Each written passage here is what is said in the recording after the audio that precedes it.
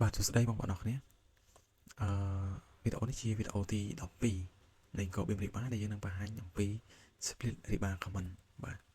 អញ្ចឹងសម្រាប់ split ribbon comment ហ្នឹងយើងប្រើសម្រាប់ផ្ដាច់ ribbon set បាទមានន័យថានេះជា ribbon set ដែលបន្សំឡើងនៅមុខខាត់ដៃ12លីហើយកម្រិត2ទឹកបាទអញ្ចឹងវានឹងរត់បាទកម្រិត2ទឹកហ្នឹងបណ្ដេញគ្នាបែបហ្នឹងបាទក្នុងករណីបងប្អូនចង់ថាមួយកណាត់ឲ្យបានកម្រិត1ទឹកកន្លះមួយកណាត់ឲ្យបានកម្រិត2ទឹកអញ្ចឹងបងប្អូនត្រូវ copy duplicate វារៀងស្មុគស្មាញអញ្ចឹងចំនួនមកវិញខ្ញុំបានបង្កើតនៅមុខងារ split ribbon ហ្នឹងបាទយើងអាចចុចពីលើ split ribbon ហើយយើង split នៅទីតាំងណាដែលយើងបាទចង់ split ហ្នឹងបាទឥឡូវចង់ហើយនេះបាទអញ្ចឹងរួចរាល់ហើយគឺវាផ្ដាច់ចេញជាពីរហើយអញ្ចឹងកណាត់ខាងនេះបងប្អូនអាចធ្វើការដាក់កម្រិតបាទមកទឹកអីបាន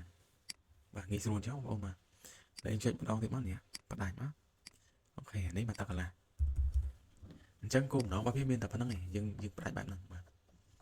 អូខេអានេះអីហ្នឹងបាទចឹងផ្ដាច់ទេនេះយើងអាចដូរបាទដល់កម្រិតទឹកកន្លែងបាទឥឡូវងាកមកប្រើសម្រាប់ថ្នាំអីបាទថ្នាំពីមុនយើងប្រើសម្រាប់ split រៀបចំដៃកព្រោះវាមាន0ខុសគ្នាតែឥឡូវដោយសារយើងប្រើ command របស់យើងបាន split automatic រួចរាល់ហើយតែក្នុងករណីយើងចង់ split អីយើងចុច command ហ្នឹងមក split បែងចែកបាទអញ្ចឹងវានឹងខ្លាចជាកង់បែបហ្នឹងអូខេសម្រាប់